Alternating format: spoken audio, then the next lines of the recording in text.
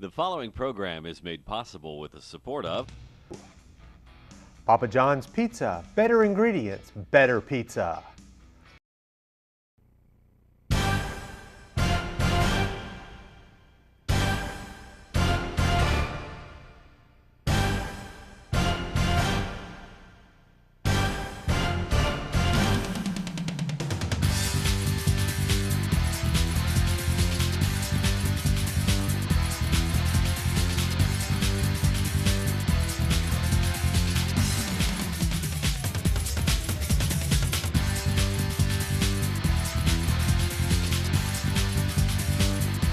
Quite a week for our area high school football teams. Laney probably had the most routine week. They were off. Let's see. New Hanover was scheduled to play Friday. They played Thursday. Ashley was scheduled to play Friday. They played Monday. Hoggard played Friday, but it didn't count. Just a normal week for area high school football. But let's take a look at all four programs, and let's start with Laney. And Coach, you probably had a good week to have an off week. Oh yeah, for sure. A lot of injuries that we had to get taken care of, a lot of nicks and bruises. We had time to focus on ourselves, and that was great because we had some issues that we needed to solve, and that was a great time. One of the good things about off weeks on this program is we get to meet some of your players and our two guests today. Yes, sir. Who we have? This is Tyreek Lane, our quarterback here at Laney High School. He's done a great job with his leadership. Real proud of how he's been handling everything. And then we have Shefani Charbel, one of my defensive players, safety. Looking for great things from him as well. Great leader, leads by example. Great kids. Guys, why don't we talk a little bit about playing football? How does that help you in the classroom? Does it help you when it comes to the classroom? Being responsible, time management, and learning how to deal with different people, and knowing what you have expected out of you, and living up to those expectations. What about yourself? Teaches to be disciplined, have respect, and be on time. I guess it also, it's not a right necessarily to play football. I know Coach always reinforces. This is a privilege for you to respect the school, respect the program. Talk a little bit about what do you feel when you're out there knowing that you're representing the program, you're representing the school as well. It's just a privilege to play football on Friday nights. Either way, I don't really think about it any different way. Just go play football, represent the name you got on your jersey. Okay, as quarterback, you're one of the leaders on and off the field. You actually played in middle school, right? Yes, at sir. Wilson? Yes, sir. What was the jump from middle school to high school like? Game speed was a little different, but it's just pretty much bigger guys and a little bit more game speed. But you just got to learn the X's and O's of it, learning how defense is, what they're trying to do to you, and you'll be good. And your perspective is a little different because you came from California into North Carolina. Mm-hmm. How's it different? It's it's a lot different. It's two different places. There's different guys here. There's different guys there, and I feel like over there's a lot more. Most of the schools there are a lot bigger, so we have a lot more athletes over there. But over here we have some great athletes as well. So. A lot of intensity in North Carolina. Mm-hmm. Okay. Talk to me about the growth of these two guys, because obviously they had to, one, as leaders, accept a new coach, a new program, a new philosophy, and they bought it. Oh yes, they've done a great job. With Mr. Lane here, leading the offense, his leadership skills have immensely improved. He leads by example, and when those guys are down and out, he leads, and that's something that we've been looking forward to. It's something that we talked about in the off season, and he's taken to that and hadn't shied away from it at all. Real impressed with that. And then Charbel has always been a hard worker in the weight room. It's carrying over onto the field. Looking for him to try to get out of his role of being a more show me type of guy, where we need a guy that's a little bit more vocal, that's going to bring the other guys with him. But he definitely does lead by example. What do you like about playing defense? Defense. I love the coach. I've always been with Coach Yeoman, and he's always it's always been competition, defense and offense and practice and everything, and I love hitting and interceptions and everything. It just feels great. All right, now you're on the other side. As an offensive player, going against these guys in practice, what's that like? It's fun. It's real fun, and you got a very passionate coach, and he's going to get mad when you score on the defense. He's going to make them up down, and it feels good. Take a little enjoyment out of that. That's a good perspective. Talk to me a little bit about, I mean, you've seen Coach in different roles. He's now the head coach. What's he like? Realizing he's your ride home now. Yeah, I think he's more of he's laid back now. Like when he was the assistant coach, he was the little guy that's always in your face, yelling this, that, hoorah, and he's more chill now. I mean, I've always been with Coach Owen. He's always been like intense, definitely. But now that he's head coach, he kind of he can't really focus as much on the defense, but he's kind of like spread all around. So it is a little different, not having him like all the time on defense. What does it mean? I mean, you've been part of the program for years. If someone went to you and said, briefly, tell me, what does Laney football mean? What does Laney football mean? Well, having Coach Yeoman, he's brought back the tradition. It's a lot of guys that have come back, and they're trying to help us realize what Laney used to be and bringing it back to what it used to be. Okay. Yeah, it seems like Laney's changed a little bit, and I guess we kind of lost what we used to have, and that's what Coach Young's trying to do, is bring it back. And yeah. Okay. Talk a little bit about, I mean, you had an off week. You're facing a New Bern team that traditionally is a powerhouse. This year, they come in unbeaten with a couple big road victories. Talk a little bit about the challenge ahead. Oh, it's a big challenge, and like I said, every week we look forward to a challenge. Hopefully, getting it out of the kids and realizing, it's going to be a tough game, but as long as we come to play, we'll be fine. But they're a tough team. Offensively, they got a great quarterback. He comes back from last year, so he's got a lot of experience. They've got a great running back as well, and they've got some athletes all over the field. The offensive line gets after you pretty well. Defensively, all around, they've got great speed. And again, they come after you as well. So it's something that we've got to prepare for. I don't know if we can, game speed with all the speed they do have. But I tell you what, we're going to work our tails off all week long. Past 2 weeks, you were able to jump out to leads. Yes, sir. Jumping out to a lead, really important this week?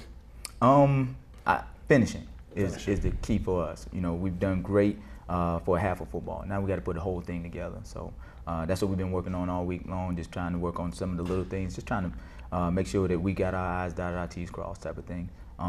So that's our biggest thing, just finishing the game. Okay.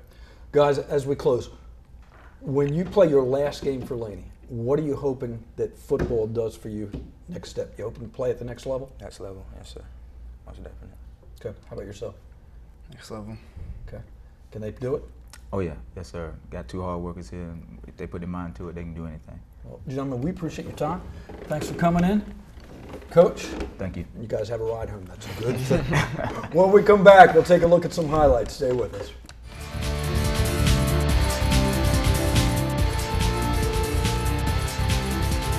Welcome back to the program. Let's take a look at the week that was for the Wildcats. And Coach, you're supposed to play Friday. Now all of a sudden you play Thursday. In addition, you had to spend a little time away from the team.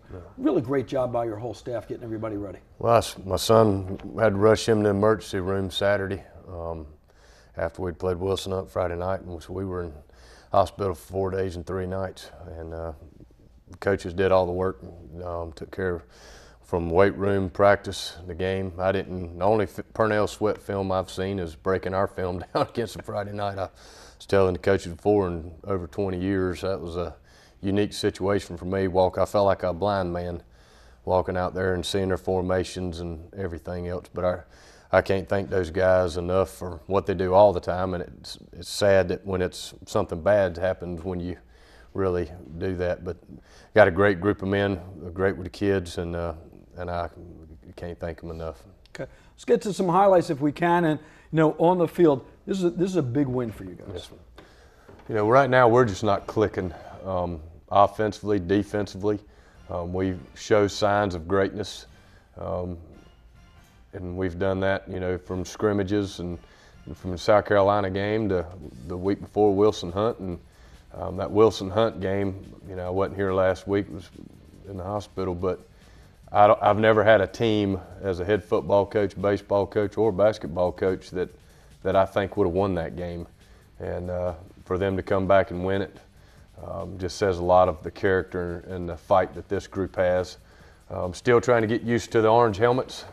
Look like a bunch of pumpkins out there, but the kids love them. And we've just right here, you know, signs of greatness, big plays, moving the ball effectively, but we can't get that rhythm. We can't get it clicking, and we've got to get it clicking, and we better get it clicking very soon between our next 3 games with Scotland County, Lumberton, and Hoggard to start off the conference season. And we've got a lot of guys that we've been trying to get opportunities to play, but now it's getting to the time where, you know, it's put up or shut up time, and those guys have got to start stepping up and making plays. In this sequence, I mean, we've seen the pursuit of that defense. We kind of, at the beginning of the year, we had at least 10 hats to the ball, not counting the backside corner. I think we got away from that a little bit. I think we got to thinking a little too much instead of just playing Wildcat football, and we're starting to get that back. You know, the folks we've been playing have kind of dictated that too. You know, we're going to get everybody's best shot, and I'm not saying that arrogant or bragging, but what we've done the last 5 years, when we see people, they gonna come to play against us. And if we keep them in the game in the first half, then it's going to be a 4-quarter monster. If we hit them in the mouth and remind them, then it wouldn't be. Right here, technical difficulties, I reckon. But our defensive line has played extremely well all year. We've got to get our linebackers and secondaries to play more consistent. And once we do that defensively, we got a chance to be really, really good defensively. And the same thing on offense. We've got to get more consistency. And right now we're either extremely good or we're not very good at all. And that's not a good place to be right now after 3 games. Okay. Again, as we continue to see some of the defense, it seems like, especially this week, as you said, they seem a lot looser and just attacking the ball versus thinking where I should be. Well, I think, you know, they're starting to understand some things a little bit better. You know, a lot of these guys coming up from JV and some of the guys have been put in different positions just because of how they've grown, or there's a kid that's better at the position they were at. And so, you know, we've had a lot of moving parts, and right now as a coaching staff, honestly, we've got to find out where everybody fits, and it's a weird year.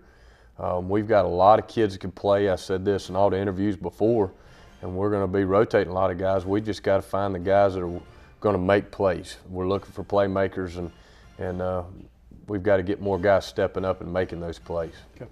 Interesting. This game, it's basically a one-position game, Yep. late into the contest, and then in the 4th quarter you take over. Well, we took the opening kickoff back, and we got a block in the back, and then after that it was like we took control of the game, and then all of a sudden we had some bad punts. Our punter's been out playing soccer. He got a concussion playing soccer. And every chance I get an opportunity to go online and say my kicker got a concussion playing soccer, I will make sure I enunciate that he got a concussion playing soccer. And then our other kicker got hurt playing soccer, and so we've been without our kickers. Honeycutt stepped in for the field goals and kickoffs and has done an extremely good job, great job. And Ward's been punting out of the offense, and there was a lot of times we had some bad punts and a lot of different things that happened that gave us some bad field position. So we'll be glad to get those soccer guys back and let them kick it away. Okay. You go on the road against Scotland County. They're always good. And it seems like they're just maybe a touch above that and even more focused. Well, they got their offensive line back, and you know their right guard's bigger than my entire offensive line or my defensive line. They're very big, very talented up front, and I mean we are small body-wise for a 4A school. I mean you look in our own area, they're big, physical. One thing I do want to mention is, you know, with Ratliff the quarterback, we've got some things we're going to do when we go up. Our kids wanted to do something, And Scotland doesn't know it. One of the coaches knows, and some other folks, but their kids, players, and most of their staff don't know. We raised the money. Our kids raised the money and bought the shirts that went to him. And so we're going to go. Every kid will have one of the 2 strong shirts that they've sold to try to help him out. All of our kids will have that when they get off the bus. We give dog tags every week, and we do one that's a heart, and it's purple dog tag. And our captains are gonna give that to him before the game, and that's one thing. This group is so caring. You know, they ask me all the time about Coach Braswell. They ask me, you know, for a New Hanover football player to ask about a Hoggard coach, that's a pretty special group of kids. And they have a lot of heart and a lot of character, and you know, they've done a lot of things like that throughout the year, and it just speaks volumes of what type of kids they are. It's more than just football. Amen. We'll be back, so stay with us.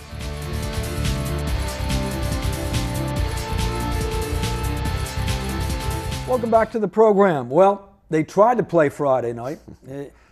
Coach, it's been a season when it comes to weather a little bit. I'll tell you. I mean, your first game, you hang around forever, and then have to play. And this one, you kind of played. Right. Talk.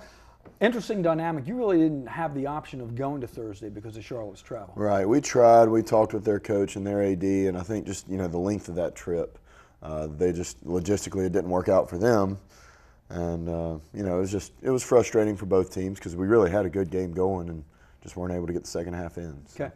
Interesting dynamic. I mean, 11-game schedule now becomes a 10-game schedule, which means in your case, you don't get, when it comes to postseason positioning, you don't get to throw away that one game. So now basically every week really is under the microscope. Exactly, which we have our last non-conference game this week.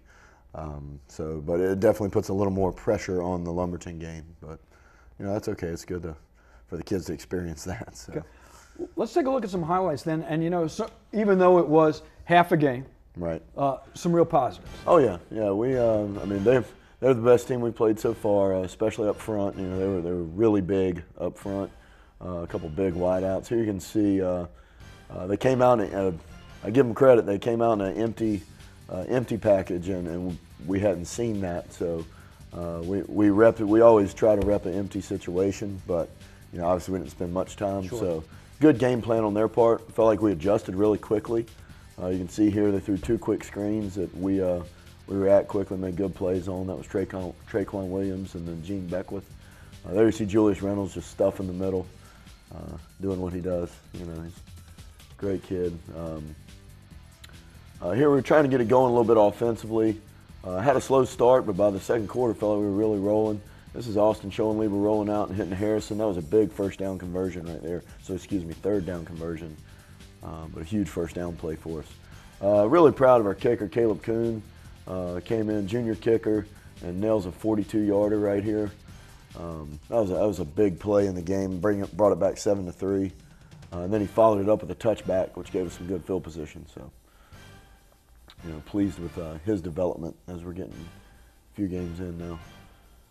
Here you see us bringing some outside pressure. That's Jeremiah Andrews and Omar Jones, doing a good job there. A lot of defensive highlights. We really felt, especially against their inside run game, which we were worried about. Our kids showed up. I mean, they really played well. This is a big play for us. Felt like we had a pretty good plan to go and block a punt, and sure enough, we were able to. So that was a huge momentum shift right there. So you have positives on special, punt team, and the kick team. Yeah, and then the block punt will lead to, you see here, a run by Kevin Thompson. Sets us up for a touchdown. Kevin's just, I tell you, he's tough. You know, you watch him, he just runs through tacklers. Here he is, getting a heavy formation and just pounding it in. Offensive line loving it. But here we go again with another big special teams play.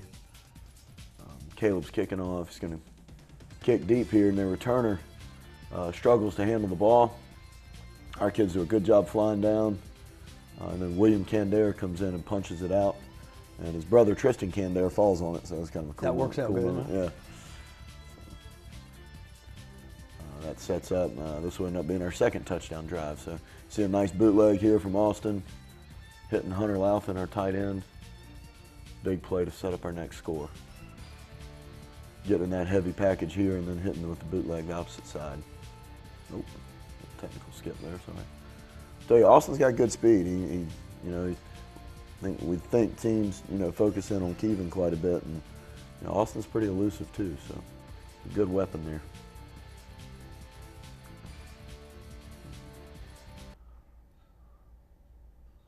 Here we go. This is Robert Pigford, our senior free safety.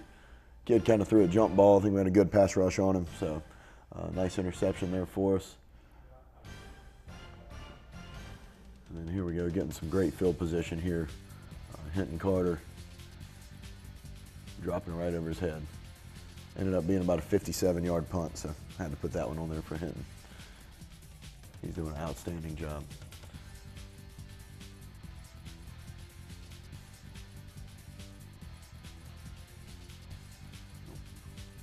Here you see our senior leader up front, really, Hashim Michelle, going out. Well, really, we thought it should have been a sack, but ended up being an intentional grounding call, so worked out pretty good for us. Great play by Hashim.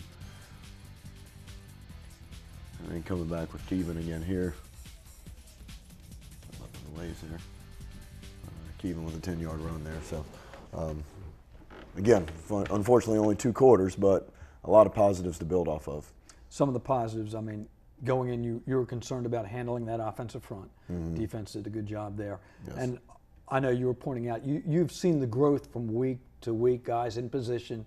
You know, the fact that obviously quarterbacks seeing the field well, just the whole progression of how things are going. Right, we have to continue developing, but I mean, I do feel like our kids have really bought into, you know, each week with attention to details and fundamentals, we're going to continue growing. And I think this game, again, only being 2 quarters, we still got a lot of that in really all 3 phases of the game. So, you know, excited to build on that against Lumberton this week. Okay, Lumberton at home. Yep. What do they show you?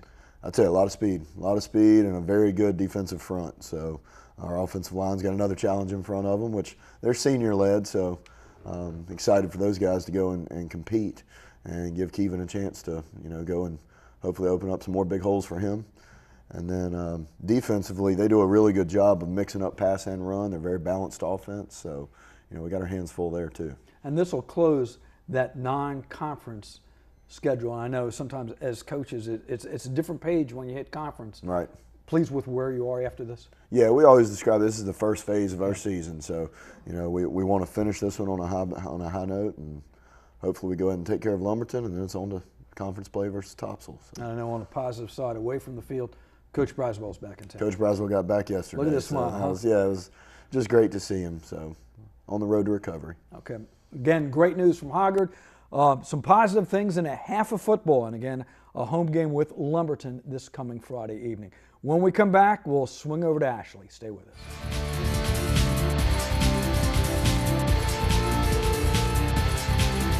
Let's swing over to Ashley. And Coach, one thing about high school football, especially when you live on the coast, you've got to be flexible. Right. So I mean, you were supposed to play Friday, and as we tape this one, you're going to play tonight. Yes, sir. So talk a little bit about the dynamics of, especially with a young football team.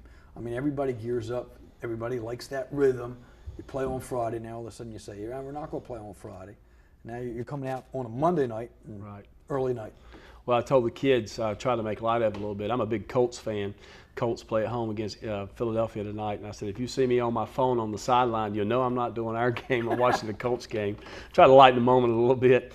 But no, we just try to keep things in order and just go. And that's what we're going to do. We're going to play an hour early at 6 o'clock versus 7, which is their home games usually.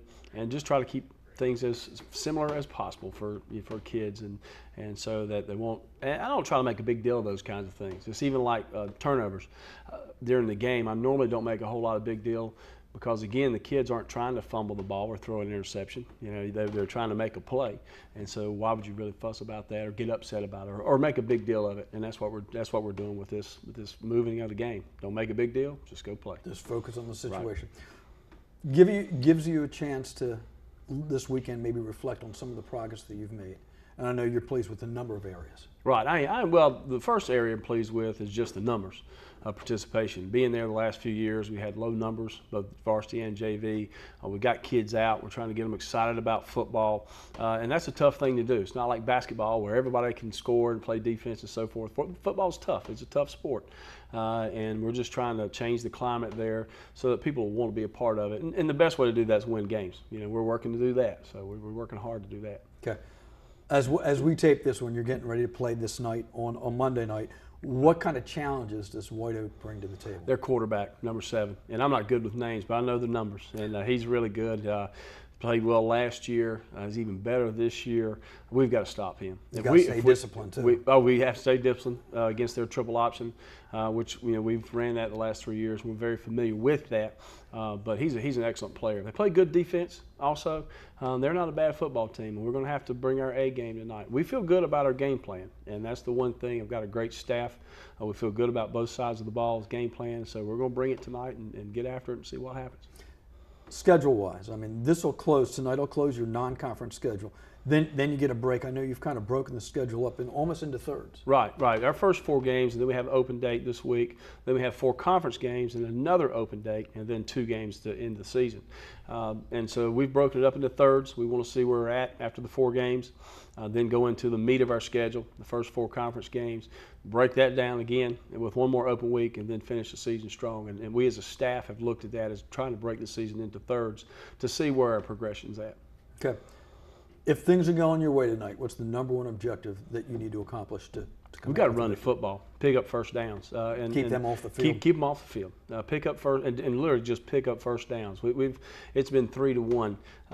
Just get throwing out a statistic. I'm not a big stats guy, but in football, obviously, you have to look at certain statistics. In the 3 games we've played, we've been outnumbered 3 first downs to 1, basically, is what it's turned out to be. So we've got to create some first downs, move the chains, keep the football, and then give us a chance at the end to try to win the game. Okay, good luck tonight at White Oak. Sir, thanks. When we come back next week, we'll have plenty of game action for you, and we'll see you next time right here on Sports Roundtable. Good night, everybody.